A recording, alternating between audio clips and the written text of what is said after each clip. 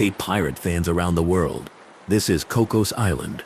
Forbidden chests and maps that actually exist.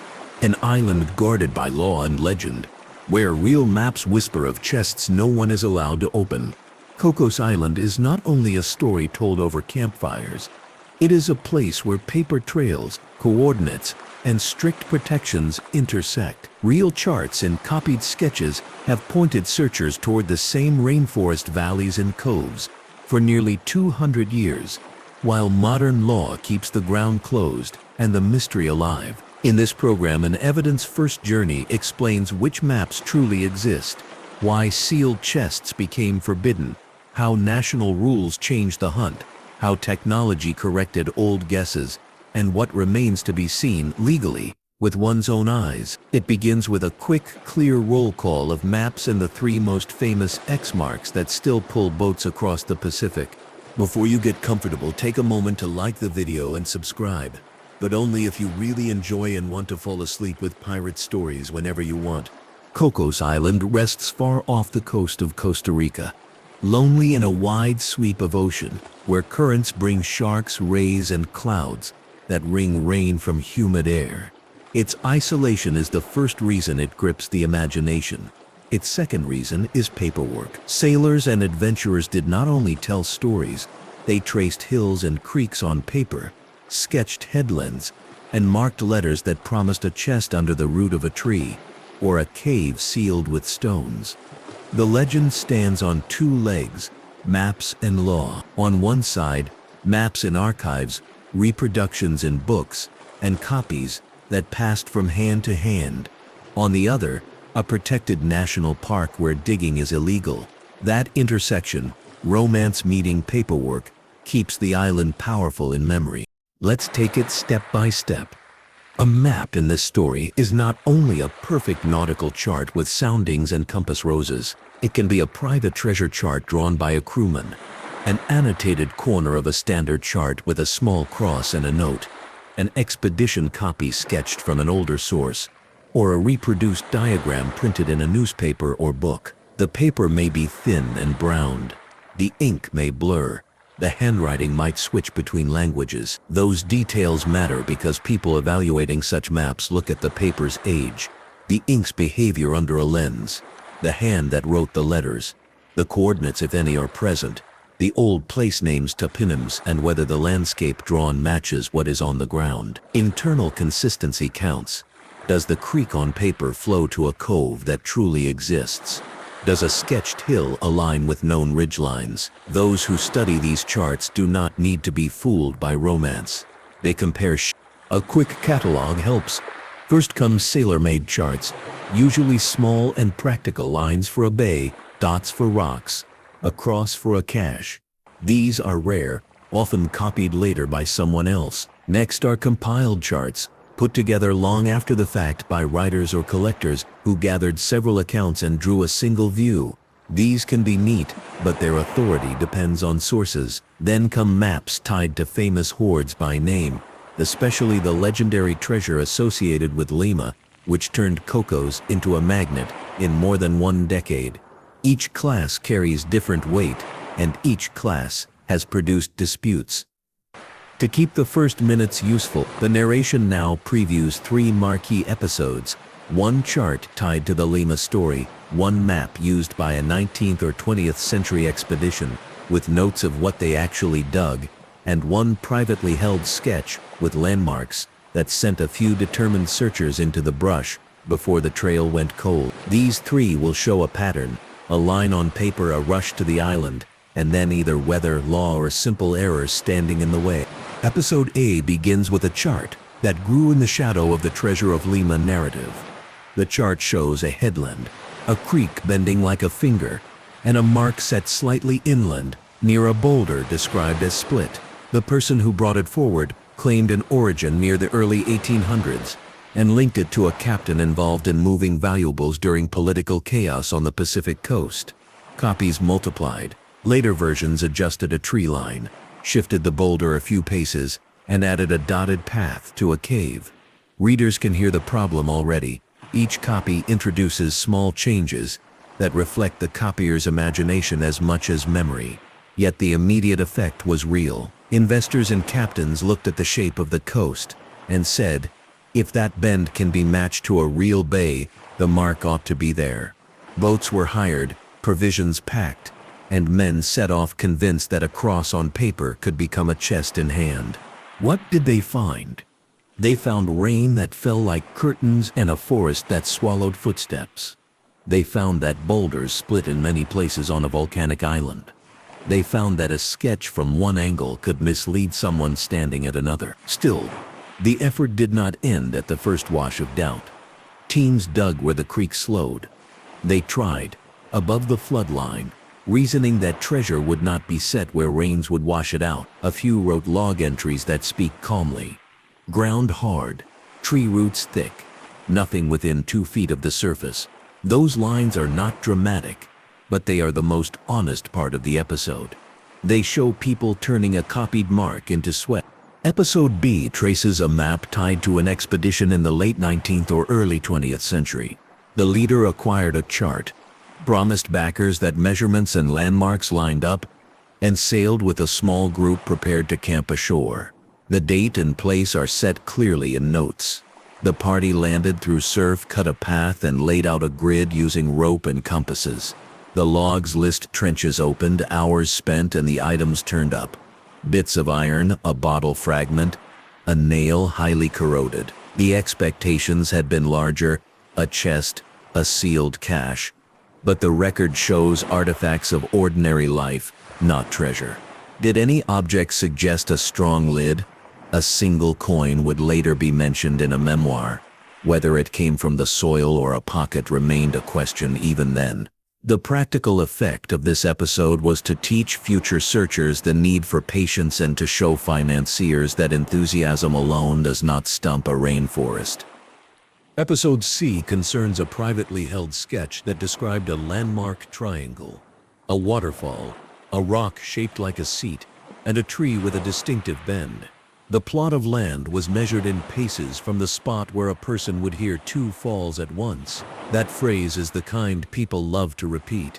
A story leaked. Someone had such a sketch. A small team had gone quiet.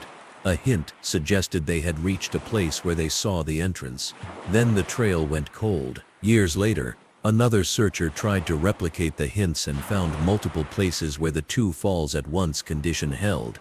Because on a rainy island with many streams, that condition is not rare. The rumor wrote from a drawing to dockside mouths had turned a poetic clue into a reliable coordinate, and hope had outrun method. Captains and investors did what they always do when faced with stories that feel close and unprovable. Some rerouted toward the island, others turned away waiting for firmer proof. The words forbidden chest float through these tales. Forbidden here does not mean cursed.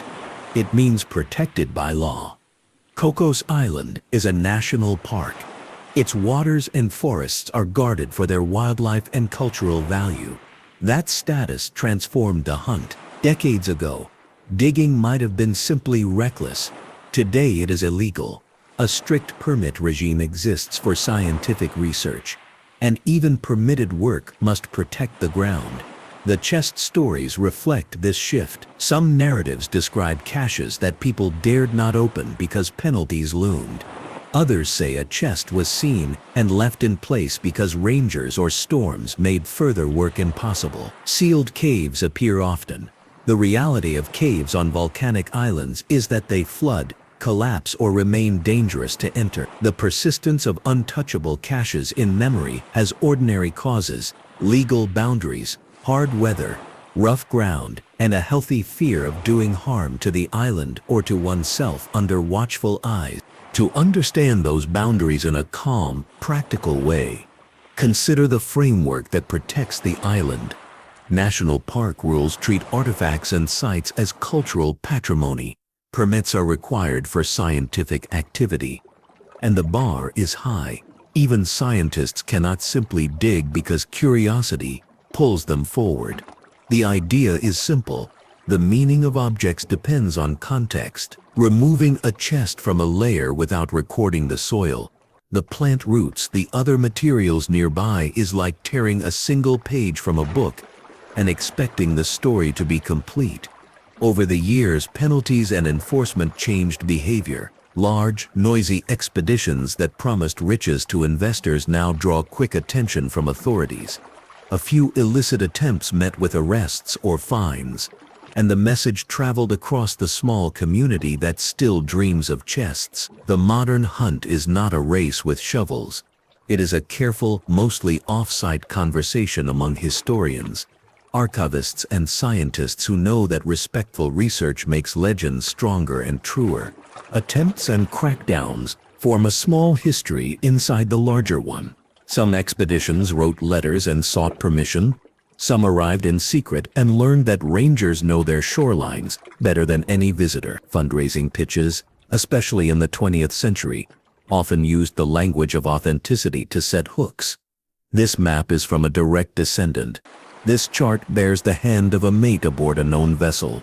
These coordinates align with a landform visible on aerial imagery. Investors, excited by photographs of old paper, sometimes forgot basic questions. Who verified the map? Who tested the ink? Who checked whether the coordinate system matched the era? A few schemes were built on borrowed images or redrawn diagrams, labeled as original. Noticing those tricks is easier today, but hope's engines still run strong. The economics of treasure hunting.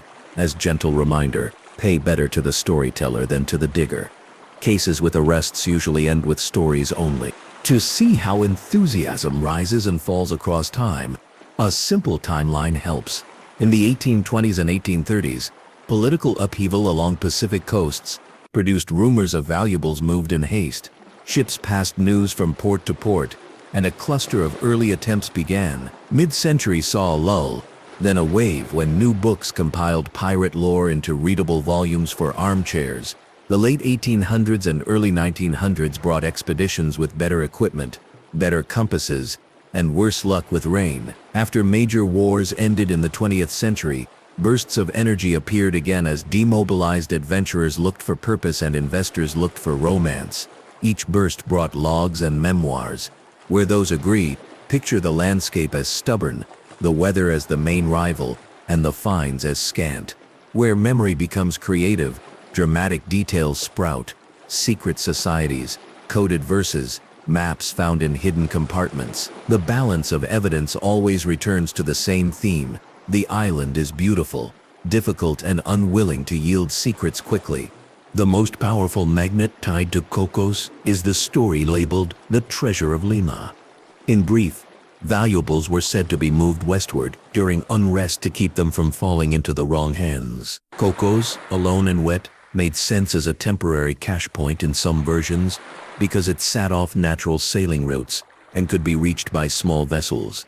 Competing routes put the cash elsewhere. Some skipped the island entirely. An evidence audit asks, which ships left which ports, what names appear in port records, and whether any log mentions a transfer at sea near the island. Even a favorable reading leaves room for doubt. Even a cautious reading leaves room for possibility. What matters for the script's audience is clear. The Lima narrative supercharged map-making and copying. It did not matter whether the original cache truly touched the island. The story made believers see Cocos when they heard of valuables in flight. Once a place's outline is drawn on the mind, other stories gather to it. Other hordes wear names that circle the island, like smaller moons. The daring figure nicknamed Benito Bonito in some tellings, a captain called Thompson in others, and a searcher named Keating in a few late sources.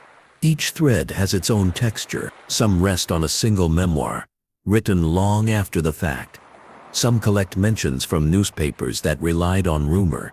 The trick is to sort claims that depend on a lone late source from claims that echo across multiple early ones. Many bundle myth stories born in different places, accumulated around the same shoreline for practical reasons. Cocos is the only obvious island in a long stretch of sea. It looks like a place to hide, and it sits under weather that erases tracks. Legends like anchors prefer solid ground. This island offered it. Clues and physical traces appear in nearly every generation of searching. Reported finds include stray coins, lengths of chain, iron spikes, fragments of a barrel hoop, a locket with no provenance, and carved marks on rock faces and trees. What do these prove? That people came ashore and worked, that ships stopped long enough to repair, and that rain moves small objects down loud. A single coin cannot claim a hoard. A mark on a tree reminds viewers that trees grow, fall, and rot. Natural processes do the rest. Landslides pull soil downhill, roots pry stones apart, floods change channels, and surf reorganizes beaches. To interpret we almost founded stories without wishful thinking. A simple habit helps. Ask whether the find solves a specific question or raises a dozen more. A nail suggests human activity, not treasure. A padlock might have closed a chest, or a door, or a toolbox. The calm mind keeps categories clear. Technology arrived to help minds stay calm. The way searchers work changed from a few determined men with shovels to small teams with careful methods.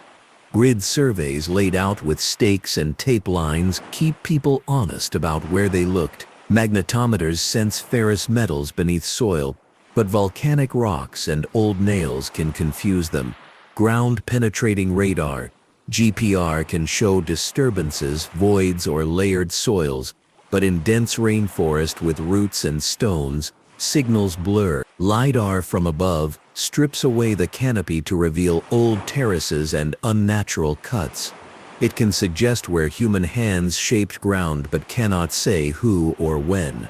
Drones map coastlines and identify new slips after storms. ROVs, remotely operated vehicles, search nearshore waters for wrecked debris that currents sometimes push into gullies. Photogrammetry builds 3D models of caves and shore cliffs to check whether an entrance is natural or worked. Each tool has strengths. Each has limits. Strong terrain and heavy rain defeat more searches than secrecy does. Quick fact: a river can reset a century of digging in a single season. Even with technology, the geology and terrain of Cocos argue against easy finds. The island spine is volcanic, slopes are sometimes steep and slick. Soils are thin in some places and deep in others, with roots binding everything in a living net. Rainfall is generous. Streams run with speed after a cloudburst and gentle music on clearer days. A trench dug one year may not look like a trench the next, and a marker set at the bend of a stream may end up on a dry patch when the channel decides to move. Coastal dynamics keep the edges in motion. Surge rides in on swells and pulls back with a force that empties pockets and undercuts ledges. Sea caves flood and then breathe. A cave that seems open in a calm week can become a risky trap in a rough month. A landmark that one map called a seeded rock may have been toppled in a slide long ago. When a search fails, it often fails because the ground did its usual quiet work of changing. Logistics and sea conditions add another layer of challenge. Anchoring off a small island demands attention to swell direction, holding ground, and exposure. Landing through surf requires teamwork and timing. Boats nose in on a wave. Noses swing fast to avoid a side-on roll. Gear passes hand to hand. Moving equipment uphill in wet conditions uses strength and patience, and the path can vanish overnight under leaves. Food must stay dry. Batteries must stay dry. Notes must stay dry. Small problems like a torn boot or a wet notebook become big problems after hours in the rain. Many expeditions lost time to basic difficulties rather than to any mystery. The island is not an enemy. It is simply itself, full of life and water and movement. Local voices provide steady course corrections. Park rangers charged with protecting the island tend to say that the place is rich enough without disturbance. They know the trails, the nests, the streams that swell, and the rocks that look firm but move. Scientists, biologists, geologists, archaeologists tend to frame treasure stories as cultural data that need context rather than extraction. Historians remind listeners that legends grow stronger when tethered to documents and weaker when torn loose. Conservation priorities shape what can be done on site. A ranger's rule of thumb is easy to remember. Look with eyes and instruments, not with shovels. That rule protects wildlife and protects people from accidents. It also keeps the narrative honest because a site left intact can be studied again with better tools later. Ethics draw a clear line that many viewers appreciate once the reasons are laid out. Removing an object without documenting its surroundings damages the story more than it helps it. Context supplies meaning. A chest, if it exists, tells one kind of story. A chest with information about where it sat, what covered it, what lay beside it, and how the soil stacked above it tells a better story. The balance between national heritage, scientific study, and global curiosity is not easy. But the principle is, the island belongs to a living ecosystem and a living country. The past there should be handled with care. Heads up on this.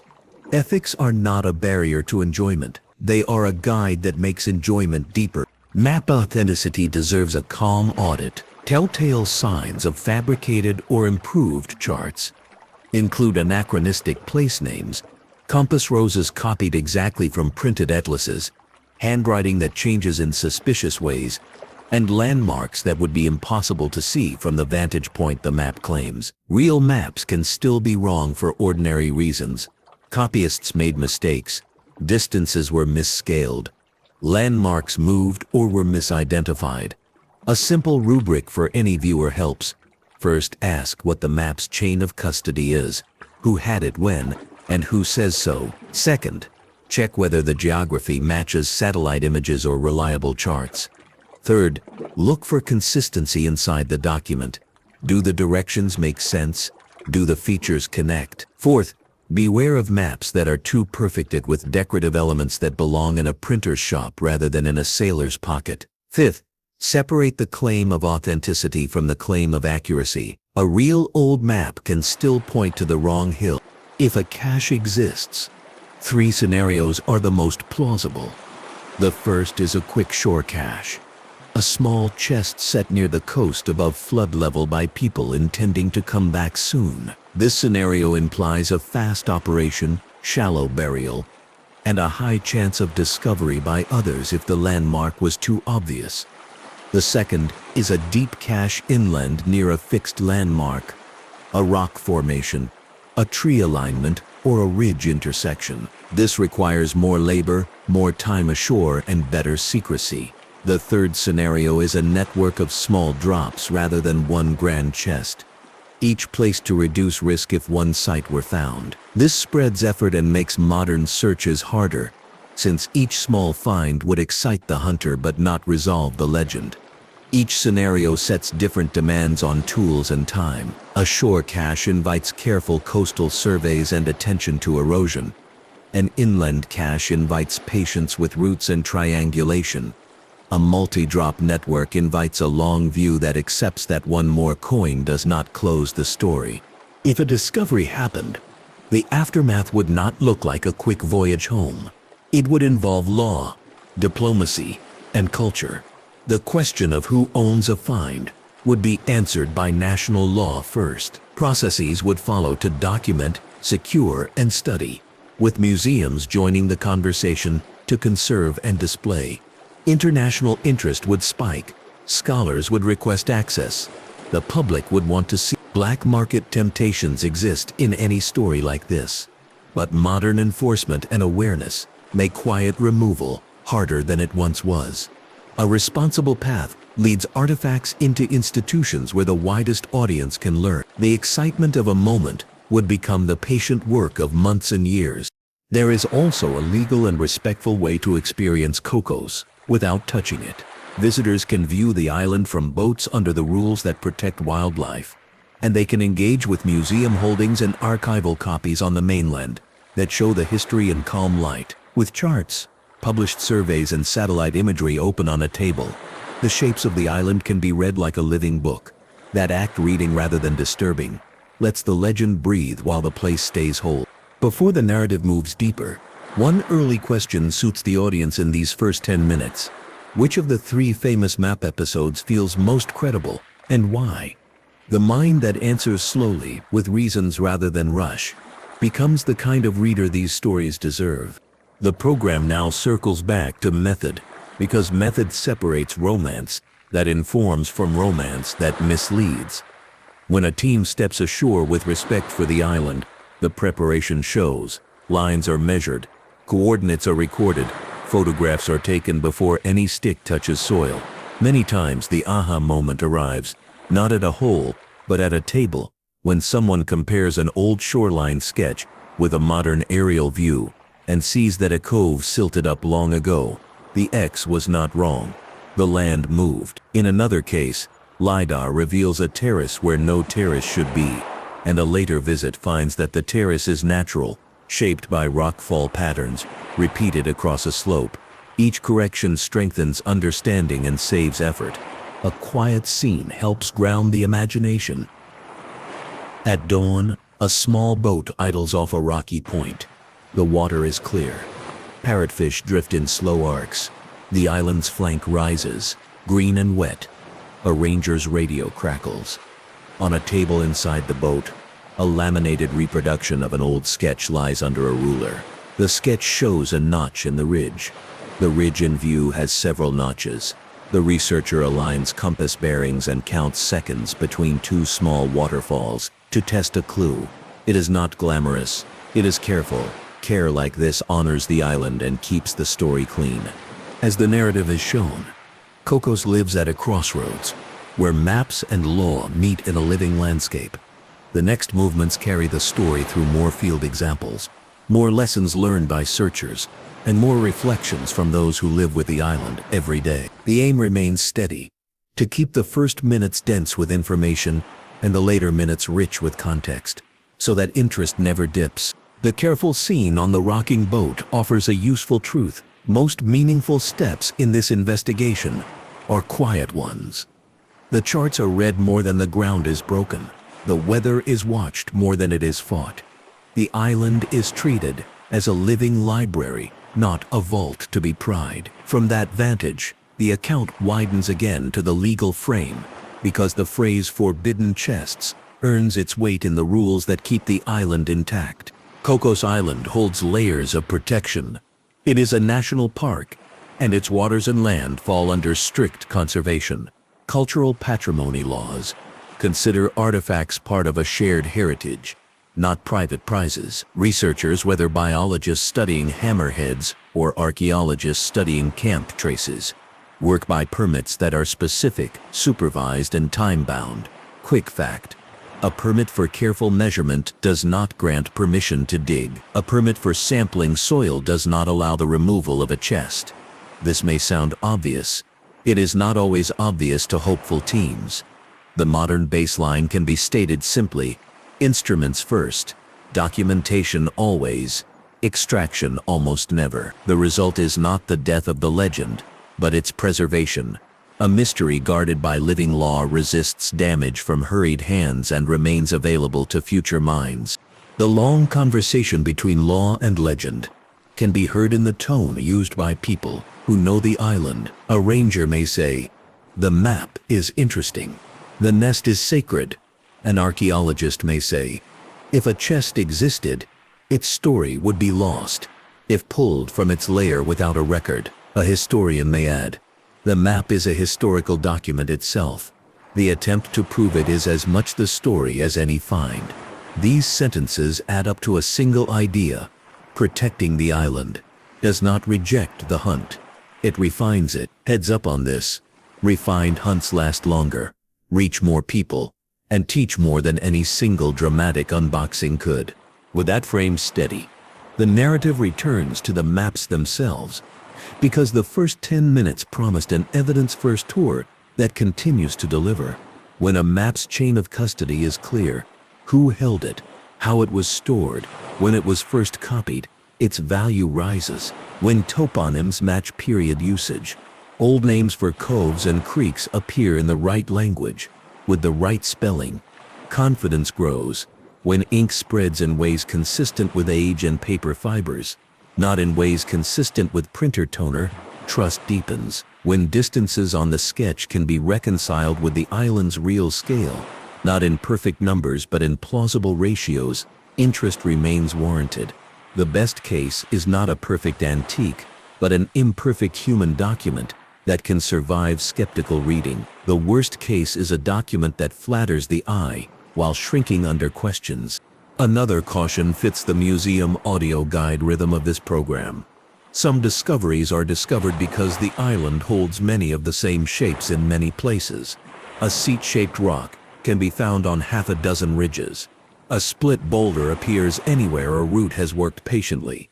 A double fall can be heard wherever two streams descend in parallel after heavy rain. These repetitions do not mock the maps. They warn the reader to favor compound clues over single features.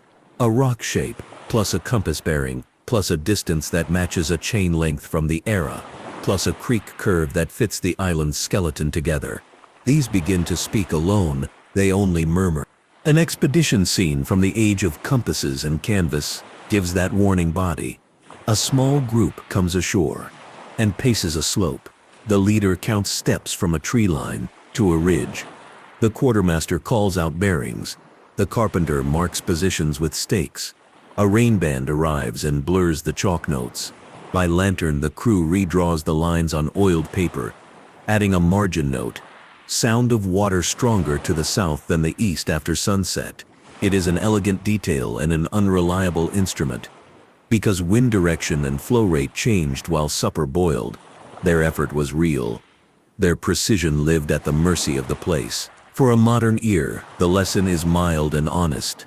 Maps close the distance between hope and ground. Ground has the last word. The mid-video moment arrives, with a question designed to keep minds engaged, rather than racing. If a single day of legal scientific access were granted, which technology should be used first? LiDAR to read beneath the canopy, magnetometry to find buried iron, ground-penetrating radar to see soil disturbances, or photogrammetry to model sea caves safely? The calm answer favors method over magic. LiDAR from prior surveys can be studied without stepping ashore. Magnetometry helps where volcanic geology does not confuse the instrument. Radar struggles in root-tangled soils, but can still reveal a trench's ghost. Photogrammetry tames risky spaces by turning them into measurable models. Any choice is stronger when paired with old paper and a knowledge of season slope and surge. Technology has already corrected famous errors. In one coastal hollow, several expeditions dug because a 19th century sketch placed across 3 chains inland, beneath the hill shaped like a crouched lion. LiDAR later showed the lion was a shadow artifact. The hill's outline changed with the sun and the angle of approach. Aerial images taken across seasons proved the shape came and went with light, not stone. In another valley, magnetometry returned a cluster of strong signals, raising excitement. Careful trenching, done legally by a scientific team at a distance from protected zones, found an old camp dump, boat nails, a shattered pot, and a hinge that fit no chest. The dump told a good story. Someone repaired something here, but not the story hoped for. By setting down what the instruments found and did not find, those teams made future guesses cleaner. Rain and geology shaped the island's memory. The ground creeps. If a chest were set shallow, near a stream bank in a century of very wet years, it may have moved with the soil's slow river. If it were set deep, it may have been locked under roots that grew fat and then died, leaving gaps and hollows. If it were set in a cave, the sea's breath may have reached it in storm seasons. The image of a chest waiting in perfect stillness is theatrical. The island is not a theater set, it moves. Logistics always stand nearby, patient and understated. Batteries hate humidity. Connectors corrode, notes wilt, boots blister, hands slip on wet rope, people tire.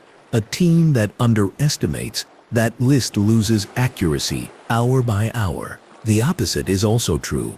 A team that respects basic needs, dry shelter for instruments, redundant power, a habit of writing clean notes under plastic, a culture of resting before care, turns into clumsiness, gains accuracy hour by hour. It is not glamorous, and that is why it works.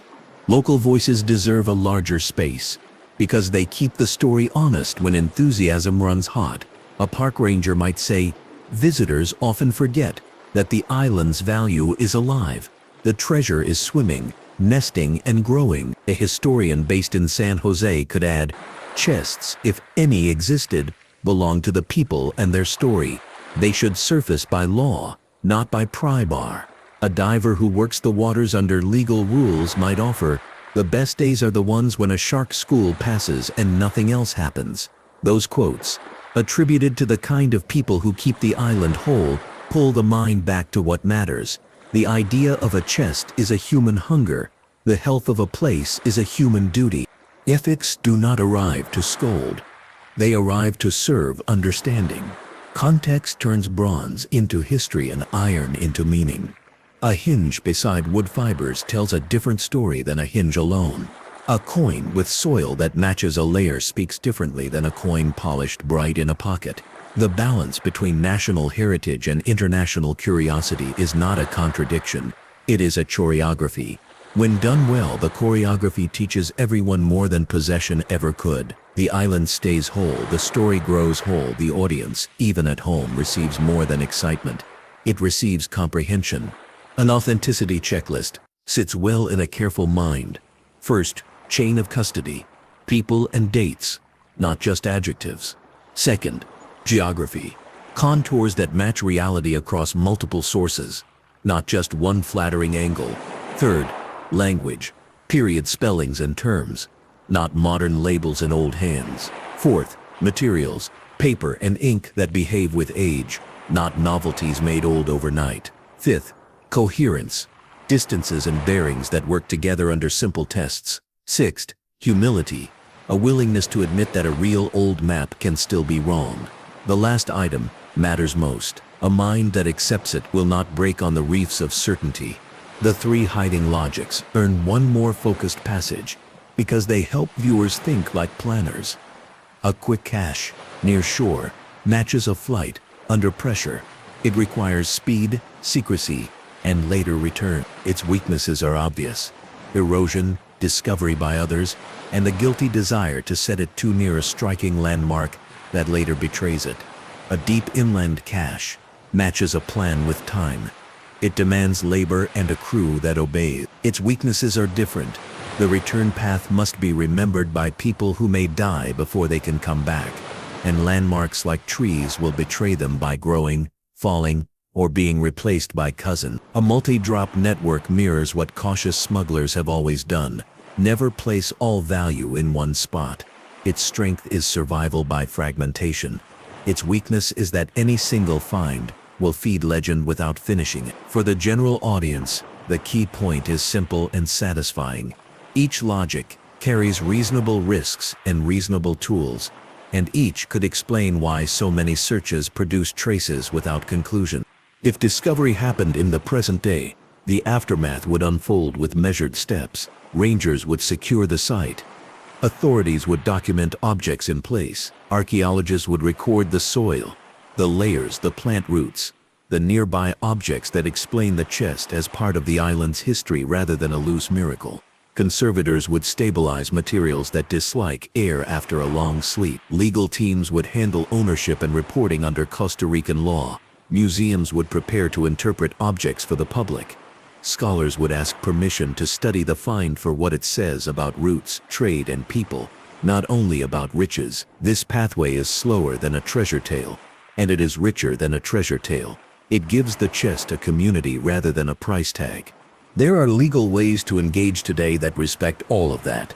Visitors under rule can view the island from the water in designated areas, see its cliffs, count its waterfalls after rain, and understand why maps chose certain coves for their crosses. On the mainland, archives preserve copies and references. Museums place everyday objects under glass to tell the larger story of the nation's relationship to sea and land.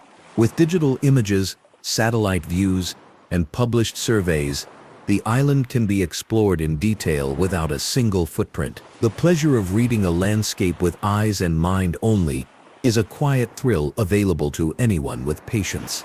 A second audience prompt, fit for the late middle of the program, asks a practical question that invites values as well as facts. If a chest were found tomorrow under lawful conditions, should it move immediately to a national museum for public stewardship, or should it be divided by some legal claim among parties, with pieces traveling different paths? The question has no single correct answer, but the values at stake are clear. A single public home tells a coherent story and keeps context alive. Division satisfies private interests, but fragments meaning. The narrative trusts viewers to weigh those paths with care. The account now returns for a moment to the timeline of efforts, because listeners often want to know when the fever burned hottest and why. After political upheavals in the early 19th century birthed the first rumors, the mid-century wave of printed pirate lore fanned coals into flame. Late century and early 20th century crews arrived with better tools, but the same reign. Post-war decades brought industrial optimism and improved navigation, and with them new financing schemes. The late 20th century introduced divers with cameras, small aircraft with cameras, and finally satellites and drones, cameras above all. Each new eye promised shortcuts. Each found beauty, difficulty, and enough uncertainty to keep the legend warm without burning away. Where logs agree on storms that canceled landings, on masts snapped in swell, on ropes that parted at bad moments, believe them. Where memoirs suddenly bloom with secret codes, believe the author found a market for romance. A final sequence of case studies pulls lessons tight. In one, a team applies ground-penetrating radar to an inland clearing guarded by massive trees. Anomalies appear. The soil is disturbed, but the disturbance, when carefully sampled, proves to be the ghost of a hurricane-blown root ball, not a man-made pit. The disappointment lasts a day, the knowledge lasts much longer. In another, a set of carved marks on a cliff aligns with a map's triangles. On-site photogrammetry reveals the marks repeat every few feet, as if stamped by the same natural fracture pattern. The pattern, once seen, cannot be unseen, and with it, 1,000 hopeful lines are gently erased. In a third, a storm exposes a shelf of compacted sand and a scatter of nails. Conservation rules prevent disturbance. Divers record, map, and leave it. Months later, a current shifts.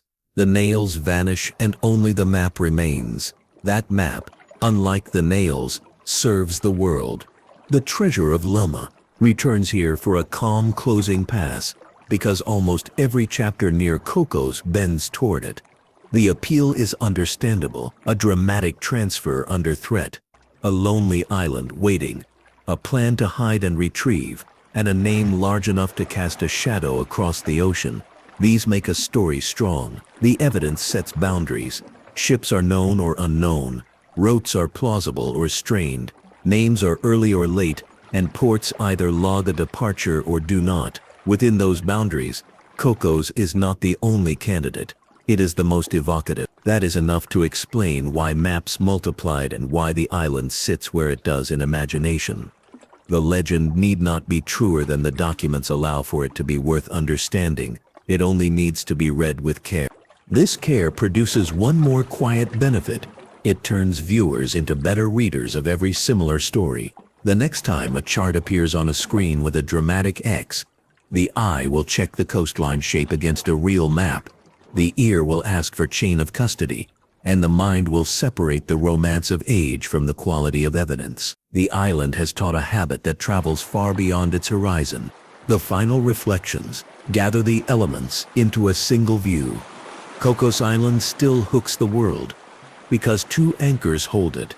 Real maps exist and forbidden ground exists. The maps prove that human hands tried to remember places and secrets. The ground's protection proves that people can choose duty over desire. Between them stretches a century-spanning conversation, carried by sailors, rangers, scientists, and readers. The conversation does not end with a chest. It continues with each new careful scan, each new archival find, and each new viewer who discovers that patience can be thrilling. Romance meets paperwork here, and both are necessary. Before the close, one more gentle prompt for reflection belongs near the end. When evidence and law point to restraint, Does restraint make the legend weaker or stronger? The thoughtful answer recognizes that restraint keeps the stage set for future insight. A legend that survives as landscape, document, and shared rule grows deeper roots than any quick victory could give it. The recap is as straightforward as the island's silhouette against a clear sky. The core claim stands. Cocos Island is not just myth. Real maps, documented leads, and restricted ground have kept treasure hunters, scientists, and readers fascinated for 2 centuries. The program delivered an evidence-first tour of maps, explained what forbidden means under modern protection, reviewed major expeditions and quiet crackdowns, described how technology helps and where it fails, and outlined ways to experience the place legally. It also offered a balanced look at the treasure of Lima Link and at other names that orbit the island. Through it all, the message stayed steady. Careful minds make better stories, and careful laws keep the place that makes those stories possible. The closing line lands with the calm certainty of a chart laid flat on a table. The island remains, the maps remain, and the choice to protect both is the reason the whisper of forbidden chests still carries on the wind. For those who want to follow the trail beyond the screen, the source paths are clear and welcoming. Archival maps and reproductions in public collections, expedition logs and memoirs that record attempts without heat, national park regulations and conservation briefs that explain protections in plain language, geological and biological surveys that describe the island as a living system, and published analyses that compare charts across languages and decades. And for those already wondering what lies beyond this horizon, a quiet hint of the next voyage sets its own small hook. Treasure routes that never reached Cocos, and why their lines on paper still point listeners to this island when seas turn uncertain.